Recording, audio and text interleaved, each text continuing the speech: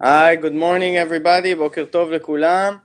Welcome, ברוכים הבאים לג'אמפ פרוטקט וובינר. אני אריק בורנשטיין, מנהל ידע בחברה. איתי נמצא קריס מג'אמפ. I'll move now to English.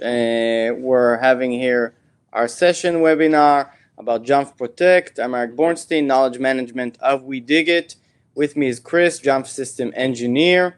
So our webinar today is about the exciting new product that we're introducing in Israel, Jamf Protect. We're here for 1 hour, a technical drill down by Chris. He's the master of the product in Europe and by Jamf. And myself, I'm going to give you a short overview now, and then we'll move over to Chris. So today's agenda, a bit about us, about We Dig It Company. Then we'll go to the session and allow some Q&A for you, any questions you have about Jamf Protect. Well, we have a lot of partners here in the webinar that's working with us for several of years. Well, you know us. We're an Apple-based solution expert. We're focused on enterprise and educations. We love Apple. We're Apple freaks and geeks. That's our focus. That's our master. That's what we master. We're a bunch of professional, myself, certified by Apple, our technicians, our sales guys, and more. And well, we think our added value is giving services, knowledge, content, like this webinar, anything we can give you to grow your enterprise and company, and we grow with you. You see a list of our customers that we're very proud of it. Some of our services, well, our focus today here is Jamf, and we're the representatives in Israel and the region of Jamf Pro. That's what you know. So we're introducing now today the Jamf Protect product, and we have, of course, a several list of services as technical integration and more.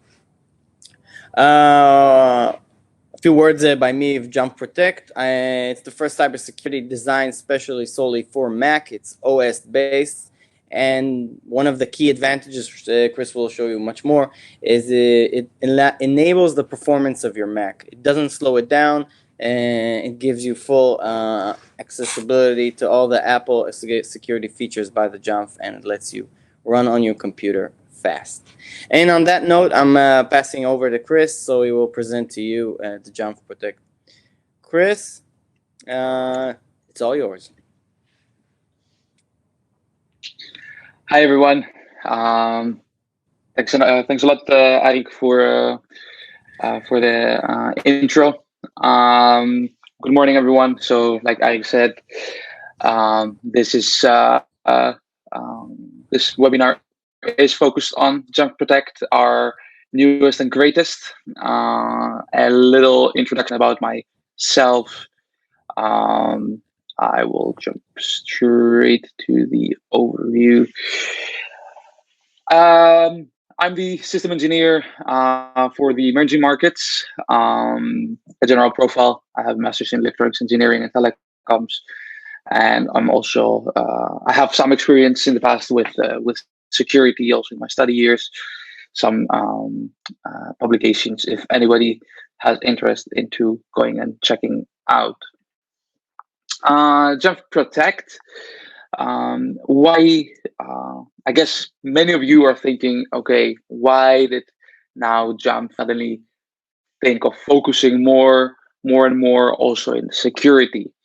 Well, that's very simple. The reason is we saw in the market that first of all, many of the third-party solutions out there, commercial protection solutions out there, are made based on Windows, and they're very, very good into treating Windows threats. Their intelligence is based on Windows. However, they have a very, very limited knowledge on macOS threats. And also another thing is, the moment they create a version for macOS, that brings a lot of issues. For example, they use kernel extensions, creating kernel panics, and potentially breaking your endpoint.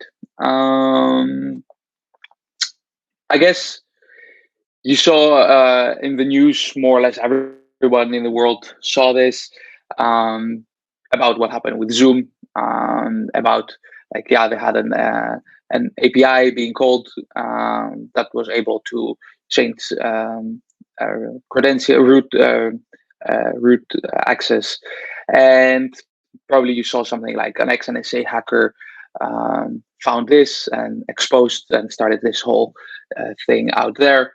Well, this guy, his name is Patrick Wardle, and he is also our lead security researcher at Jamf. Patrick, actually, he had this company, we acquired it, and we did Jamf Protect. So yeah, Patrick, he's that kind of guy. He lives somewhere in Hawaii, and he all the time wants to, he digs into systems, tries to find the flaws. All his career he has been focusing on macOS threats. So yeah, that's how he found it. Especially when you think it's very cool when you think that so many big vendors out there had no idea that something like that was happening on the systems. Like security vendors with tens of years in security and antivirus, etc., and they had no idea. But do not think that Patrick is a person that wants to go out and do harm to companies. He it's very genuine what he likes to do. He wants actually to find the threats, and then he warns the companies. And the moment the company, like Zoom, treats the issue, then he goes out publicly and says, "Hey, congratulations, kudos, you did a very good job into fixing this issue quickly." In general, as far as I know, all of you have experience with Jamf Pro at least. And our motto here is we want to do for macOS enterprise security what we have been doing for many years now very well for Apple device management. So if you see in general out there in the market, and probably you will find yourself in my words, you see, or we see, two types of admins or organizations or people out there in the Mac world. You have one category, the people who 100% solely rely on the native tools of Apple. They're like, okay, it's super secure, I'm happy with that, I don't need something else. But then you have on the other side people who are like, okay, I also need something extra, a commercial solution from out there. On the left, one of the many native security tools from Apple are the System Integrity Protection, Gatekeeper, Xprotect, MRT, and then on the right we have the general categories, let's say, so antiviruses, EDRs, EDPs, and DLPs. But now you're thinking, okay, where does Jamf Protect come into this entire story? So Jamf Protect is the first and only real enterprise solution out there that gives you a very deep visibility into what actually those native tools of Apple are doing, what are they blocking, what data they are looking for. And if you ask yourself, or if I ask you to think about, do you know at the moment without Jamf Protect what those native tools are doing, what they're blocking, why, what they are looking for? Well, I can tell you the answer is no. And I'm telling that because I always ask this question and the answer is always the same. And that's the big thing of Jamf Protect. This is how it started. So it started also at first phase as an EDR, if I could make a correlation to what is on the right. So more of an alerting system on things that the native tools have been checking, but also on other analytics. But I will go more deep later on, analytics that we put in there. However, since beginning more or less of April, Jump Protect also takes the initiative by itself to block known threats. So it takes over also that antivirus functionality. And this is really cool because if you see many organizations out there, many times use one tool for antivirus and one tool for EDR. Jump Protect brings those things together in one platform. In general, that's more like an advice as well. This is a bit of an older version. There is now a newer one. I would very much encourage you to just Google and check Apple platform security. You will find a pretty large document going very deeply into explaining what all those native security tools of Apple are doing, how well they're doing, how seriously they're taking security. And then it will give you, if you're not really familiar with it, you will get a very good understanding of that. Here, this is more like to get you to understand a little bit how the native tools, what would be, let's say, their functionality or their name in a third-party commercial solution. So, for example, we see Xprotect is the native antivirus anti-malware tool from Apple. MRT, endpoint protection, Gatekeeper, checks the signing of the apps. And the interesting part here is the more we check the left, the list on the left, and you go lower and lower and lower, you start from checking the system integrity protection and the other below, and you see that these are things that only Apple is able to provide. So no matter how many other systems you integrate from another security vendor, commercial security vendor, those are things that they will not have because that's Apple native only. And that's why we as Jamf and with Jump Protect, we are trying to enable you more and more to see what's happening on those unique native security tools of Apple. So I will go through a few challenges that not sure what happened. Some challenges on the security endpoint. So, as I said, one challenge is that a third-party vendor might bring the risk of breaking the Mac. And why is that? Once again, focused when they are built, focused on Windows. They use kernel extensions, and as you know, Mac or Apple is trying to move away more and more from messing up with the kernel. So this is one big thing.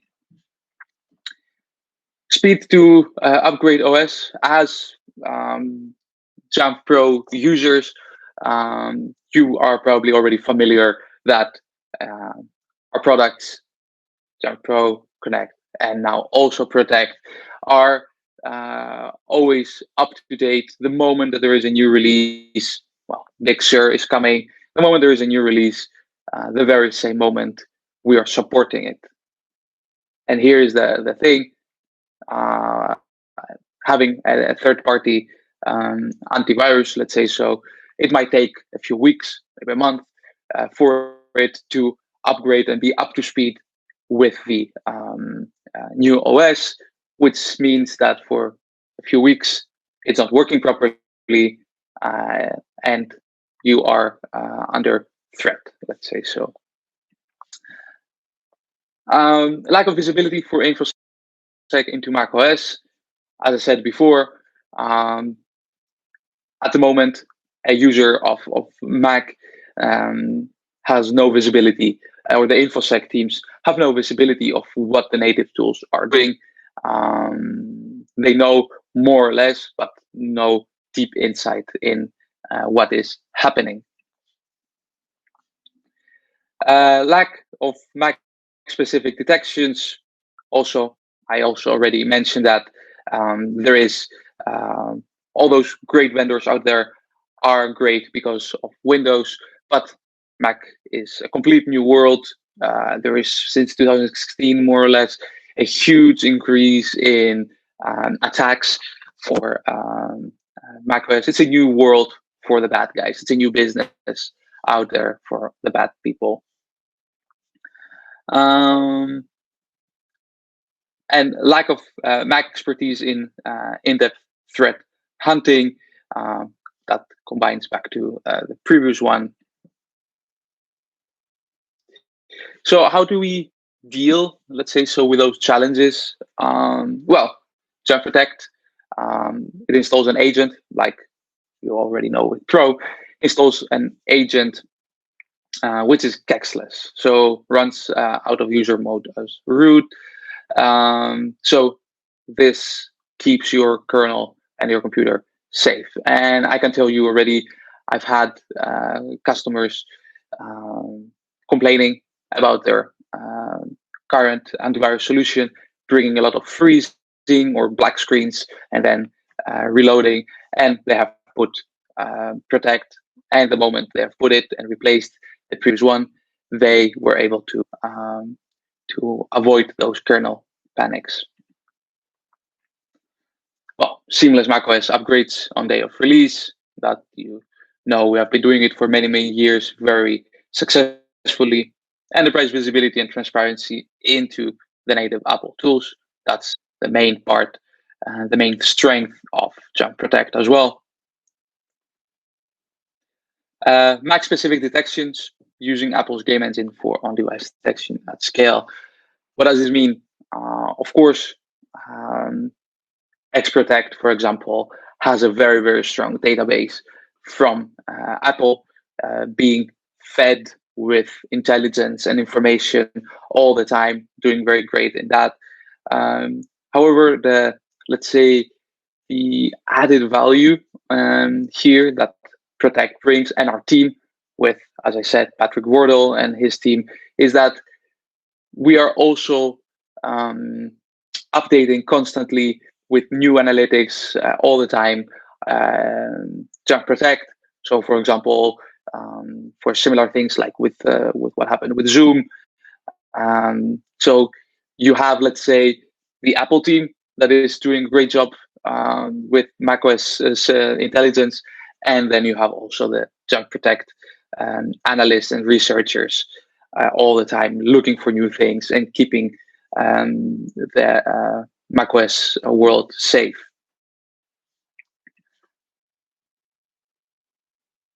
And ability to configure Mac detections directly into InfoSec's preferred backend, and ability to write detects directly into the sensor. What does that mean? As we can see, we will see later on, this is about the ability to integrate your agent, Jump Protect agent, with your current CM. So, for example, a very famous one, a very popular one, Splunk at the moment. You are able to, let's say, keep the communication with the cloud. I will see it in a bit, only about the configurations, but then all the detections and analytics and all that stuff can go straight to your own CM from the endpoint agent straight to your CM. But we will see a bit more about that in a bit. Here, just an overview of how the macOS agent looks. So how it works, or what it's looking for. It checks for malicious events by checking processes, files, downloads, screenshots, logins, USBs, malicious key logging, and synthetic clicks. This is the main part that the macOS agent is focusing on checking. Another big strength of Jump Protect, or let's say it's an extra strength for people who already use Jump Pro. Why is that? Because you can combine them. So, okay, let's say Jump Protect, it has the antivirus ability for known malware to delete and remediate threats. However, if you combine it together with Pro, you the ability of remediation is endless. And what do I mean by that? So let's say you have you don't want someone who works, let's say, with a database all the time in your organization. You don't want that specific person to be able to take screenshots. So you turn on the analytic of screenshots, and the moment that person makes a screenshot for X or Y reasons, you can connect it, the analytic, to a smart group in Jump Pro. The moment this analytic is triggered, this user is automatically being put into that, or let's say more correctly, the smart group count goes up 1. That person is in the smart group, and then you can create a policy scoping to that, or you can have already actually a policy scoping to that smart group, so you can automate the remediation part of the endpoint detection and remediation. So, for example, analytic is triggered, and you have a policy saying, okay, if this person does that, cut them from internet, cut their Wi-Fi, or cut their VPN, or block them from entering internal resources. Or, you can go also one step further and wipe their computer straight. So you can automate the response and remediation based on each case and what is important for you. What I referred to before, that's one of the deployment options. If you want to avoid personal data or the detections and telemetries to go through Jump Protect Cloud, because I need to say here, Jump Protect is cloud only. There is no on-premise. It works if your Jump Pro is on-premise. It can still work. It works together. It doesn't matter. But Jump Protect is purely cloud. And as you see, you can do this deployment, sending analytics and configurations from the Protect Cloud to the agent. But then anything, all the important parts, all the personal data of your employees, and the detections and telemetries can be sent straight to the CM, keeping that sensitive information away from going through our servers. This could be good for compliance, GDPR, etc. I will go now, and if you can help me with that, Arik, to show you 2 use case videos, let's say so, and see how it looks like, the threat prevention, and also the example I gave of Jump Pro with Jump Protect, and in case somebody does something that's not allowed, to block their Wi-Fi. I'm not sure though if I can play here the video. Neo, can you maybe help me with that? 1 second.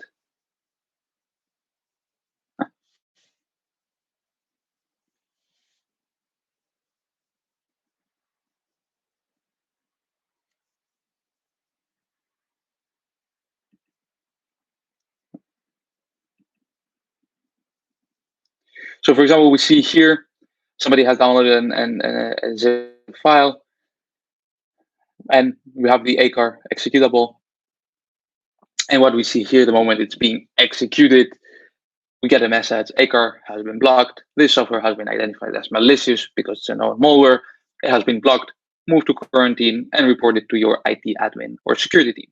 As you can also see, it's immediately been deleted and removed from the endpoint.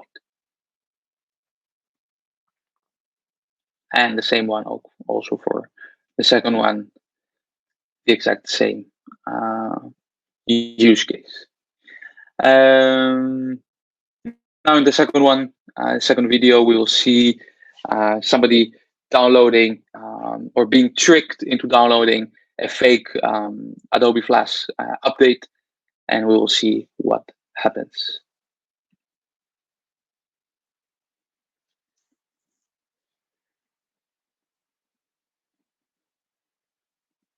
So this being downloaded, well, the moment it identifies that something that shouldn't be there or something malicious is downloaded, you see internet is cut off, and you get also a message saying your computer might be infected with malware, your network connection has been disabled, check with your IT admin or your InfoSec team. And then two options of shutting down straight away the computer, or if the person is actually knowing what they're doing, they can also press OK. So we can see also part of different policies here taking action, and this is the use case of an endpoint gets put into a smart group, and policy targets this this computer. For now, we are done with slides. I will start sharing my screen and go more into the more interesting part. Show you a little bit how the dashboard of Jump Protect looks like. We will check analytics and a little bit of a tour through the platform.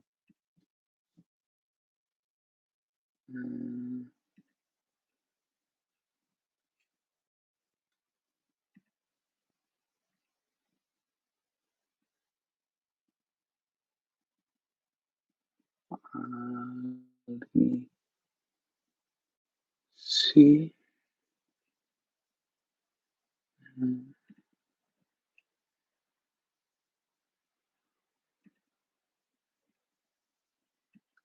I think you're all able to see my screen now. You should be able. Perfect. So, for you as being Jump Pro users, the feeling is a bit similar. It is different. As you can see, also it uses a different instance name. Well, I get many times the question, oh, why can we not use the same one as in Pro? Or can we integrate them into one? Unfortunately not. We cannot integrate them into one instance. And the reason of having two different instances is pretty logical, or that's what I think at least.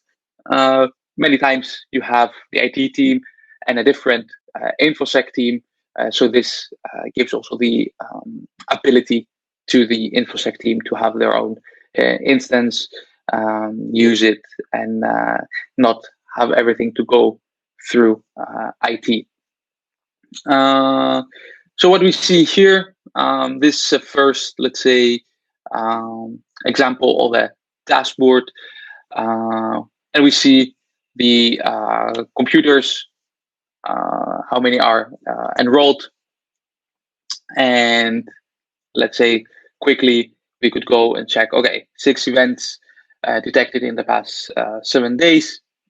If I click on it, it takes me straight to see all the alerts that have been created. We will go through a couple of alerts in a bit with more detail, but first let's see a little bit the dashboards and how things, when you click something, where you go and what you see. So just bear with me for a little bit and we will see in a bit the alerts. Another very important thing if we check here the insights, so the insights are mapped based on the CIS benchmarks for macOS. So we can see here, of course, we have them all enabled, all the insights, but it's also up to you to what is important for you and which ones you want to enable or disable. For example, we can see here something very important to have a quick look into, let's say, your entire fleet to see file vault enabled. Well, I see here 83 non-compliant computers and 17 compliant, or firewall enabled 97 and 3. This gives you a very good insight, quick one, on to which things do you comply, and it's very helpful also for audits, etc. So, for example, if we go and want to see who are the non-compliant ones about the firewall, we click on it and we get into that specific benchmark. And if we want to go a bit even deeper, we check, okay, let's say Vicky's MacBook Pro, and then we get into that specific endpoint. Here we see for that specific endpoint an overview of that last 24 hours, 7 days, or 31 days, how many alerts have been triggered, how many logs, which dates, etc. But if we want to keep being into the insights part, we can go into their insights report. Here we get an overview of all the things that this user is passing or failing. In this step, I would say fail doesn't mean per se bad, because, for example, if you have airdrop disabled, it will show as fail, but that's because you, for your own reasons, you want to have airdrop disabled, but still, it will be a good overview for you to understand what's happening.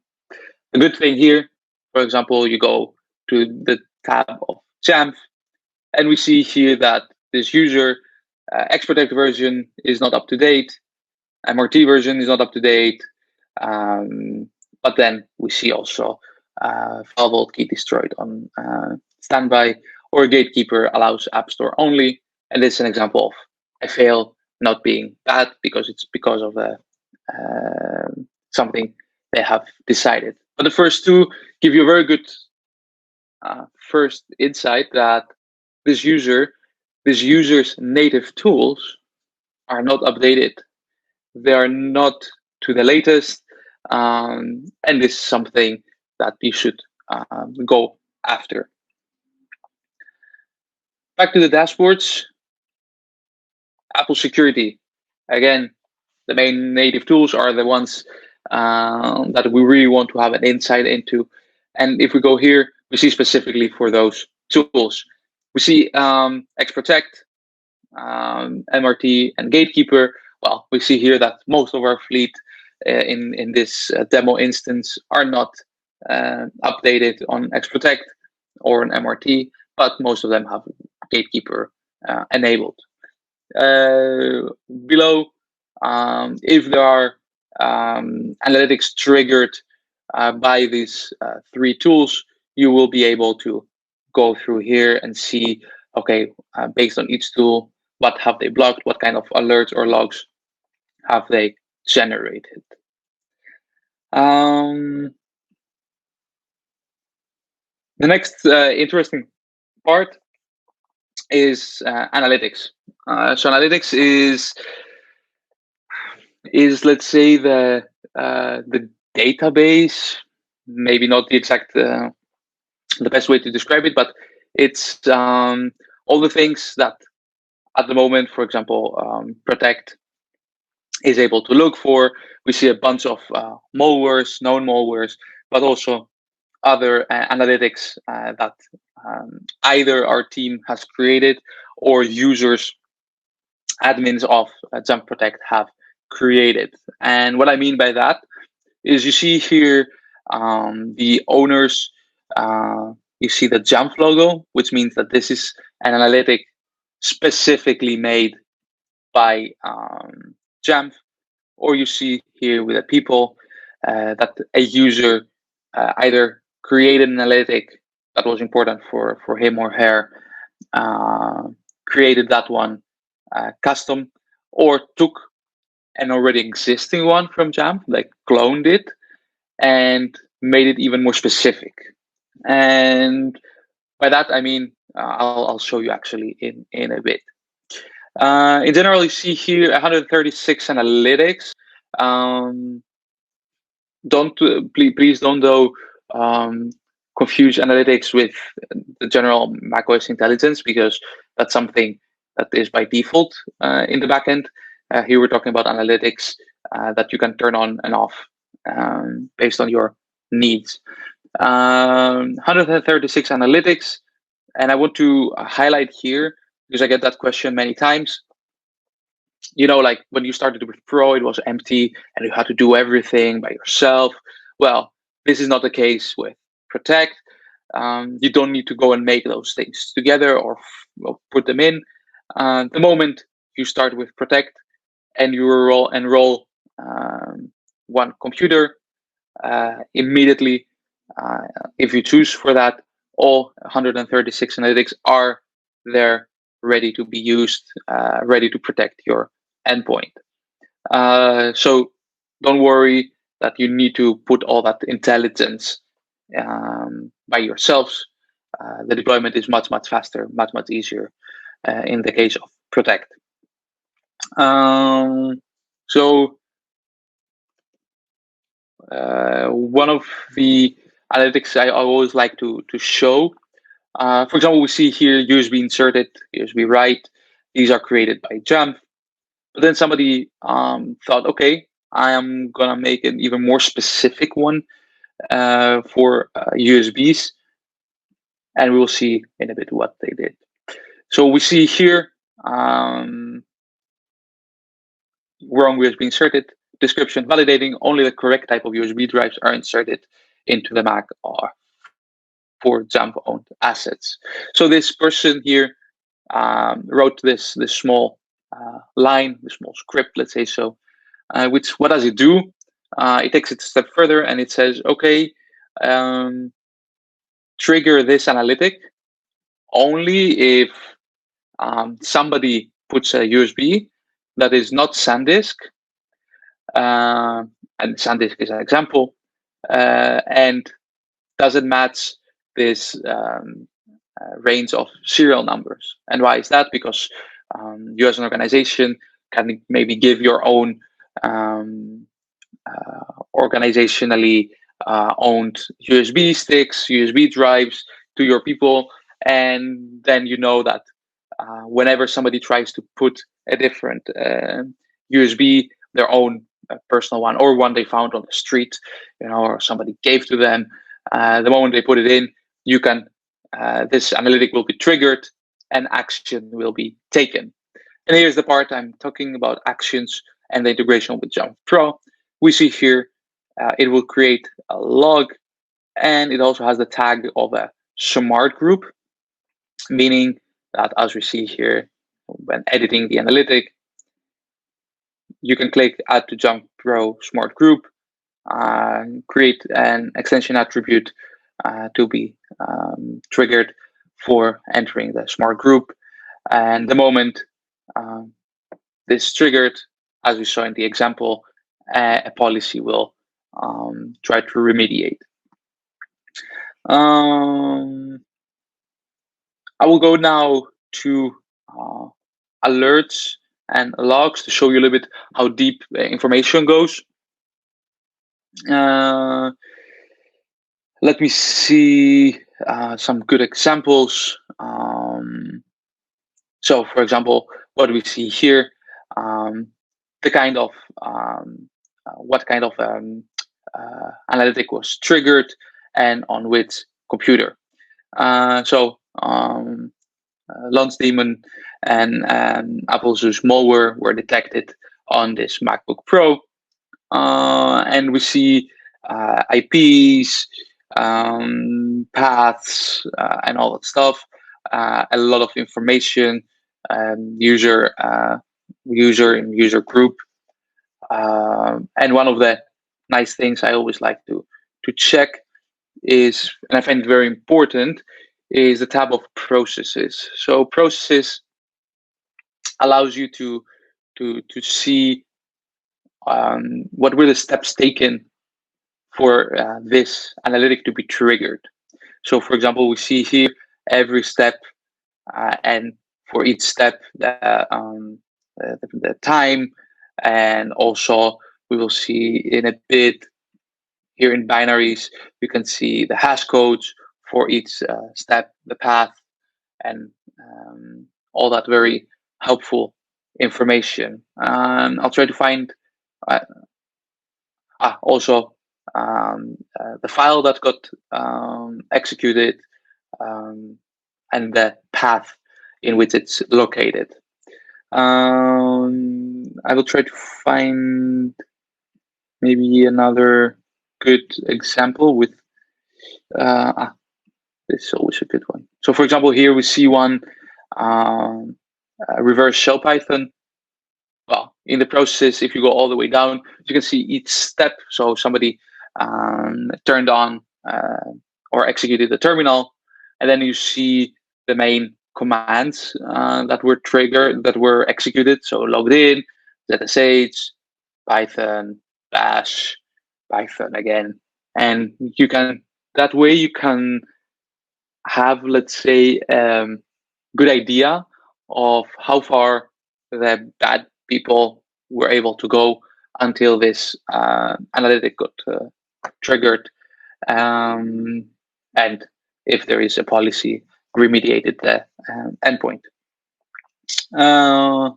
We go to the logs. Allow me to find one.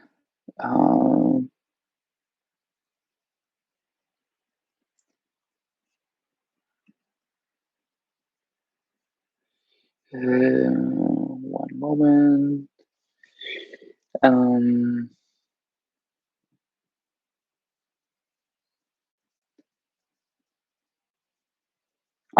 For example, what I always like to show is the analytic USB write on Rob's MacBook Pro. What we can see here, process, files. We can see what file got written by this user on their USB drive. So we see here volumes, install macOS beta .ts store. In other examples, let me see. In other examples, or an example more relevant to you would be, let's say, if you see that somebody from HR is putting files on their USB drive that is about financial information or sales targets, or a patent of your engineering team or whatever, you're able to see, okay, there is a leak, or why would this person be actually doing this? Why it's not their job. They shouldn't be handling that information, and for sure not putting it on USB drives. Having said that, I think we can use the remaining time for some Q&A. This is more or less the quick overview of Jump Protect and the things that can be done. Many more use cases, many more possibilities, but this gives you a good insight on how this is being done. Maybe a last thing, if you're thinking, okay, how is this being enrolled? How is this being deployed to our fleet? Well, very easy from the configuration tabs. Once you have configured your plan, so the analytics and the actions, you create a deployment. Let me show you that. So technically, you just create a PKG that you download, and that one you distribute then through Pro and install it to your fleet, to your endpoints. Maybe something I need to make clear, it is, for now at least, I don't know about the future, it's macOS only, so only for your Macs. iOS is pretty safe or more ruggedized by default. So I will leave the next 10-15 minutes for Q&A. So yeah, I'm here to answer any question. I see now. I'm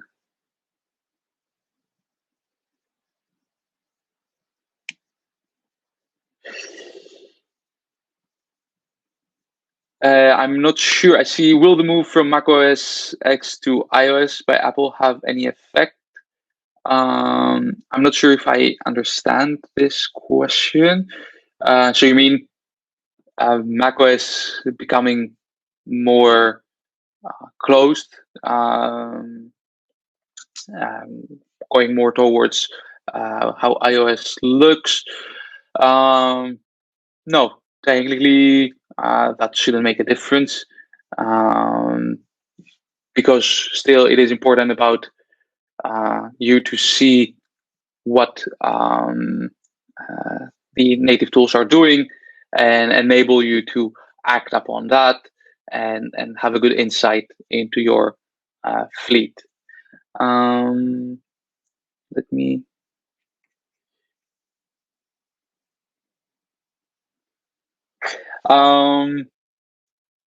That's a good one, Moshe. I think I said it, but I might have forgotten about it.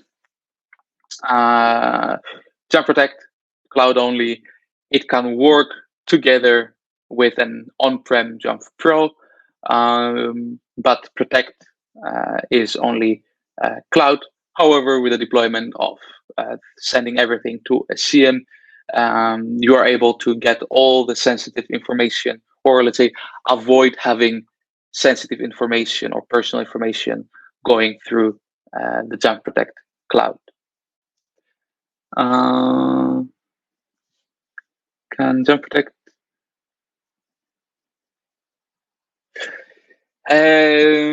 So the question, Jump Protect to be connected to other systems than Jump Pro? Yes, it doesn't matter actually, because you can just run Protect on your computer and get all those analytics and use it as an antivirus, even without connecting it to anything, to another MDM. Is it able to work in the integration like we do with Pro with another MDM? No, this is not possible. Then you can have it running standalone and have the antivirus and the threat prevention, and also have the insights on what's happening and all the information. But then the remediation part is up to you to do by yourself, because you lose the entire Jump Pro part and the smart groups, etc., etc. Other questions?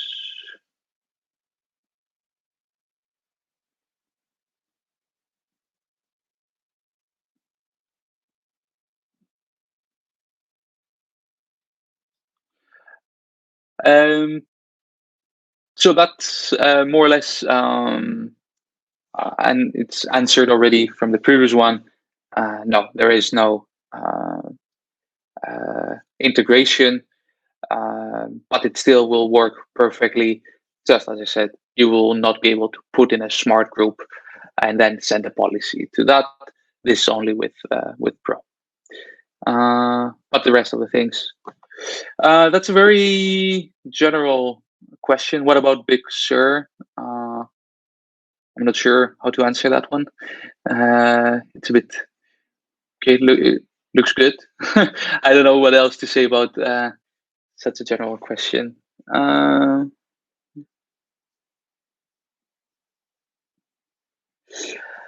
there any plans you work on regarding the move to ARM or Apple Silicon? Well, I will say what also our CEO said, we helped, when was it, 10 years ago, Apple, when they moved to Intel. Well, we're going to be again here to help for that new transition as well, as we have been doing with Apple for many, many years. We're going to be here still and helping them. Specific plans, not that I am aware of, but I'm pretty sure in the next months to come, there is going to be more information for us as well. Can I get reports on app usage per user? No, it's not application based. So as I showed you in the macOS agent, it checks processes, it checks files, etc., but it doesn't check an application. But I think you could do something like that from Pro, but not Protect. No. Can I get report? No. Okay, it's the same question. Can I change settings after deployment? Yes. So you can either change the plan, or you can actually also redeploy the PKG. Let me think. However, when there's a new version or the updates of the data, the knowledge, the intelligence, it's happening automatically. Of course, you need to click on that and say, I want this to be automated, or if you don't want updates to happen automatically, you can just every time redeploy the package. It was time and money.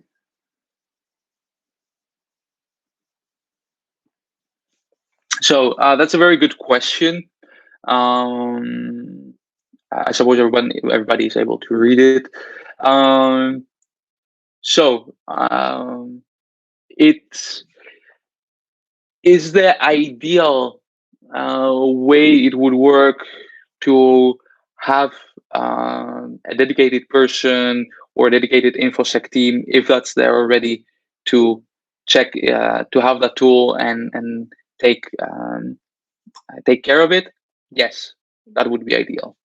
However, I've had also people telling me like, hey, we don't have an InfoSec team dedicated for that. Can we rely on that and check it every 2-3 weeks and just see what's happening? Yes, and that's a good thing. The antivirus part takes care by itself, the threat prevention. But then if you decide, let's say in the beginning when you set it up, you spend a couple of days and say, okay, these are the 15 analytics that are the most important for me. Let's make, for those 15 analytics, let's make an action with Jamf Pro. If those 15 get triggered, to have a policy to automatically remediate that computer. And if that happens, get an email, etc. So then a good planning can save you a lot of time and money in terms of you can set it up nicely in the beginning, and then every 2 weeks or 3 weeks, just check into it and have a look on how your people are behaving, if they're up to date, etc., etc. So yes, it is possible to do that that way. Of course, it needs a good planning from your side. I think we can answer a couple of more questions if there are, 1 or 2, and then I think we should be fine to go if there are any questions.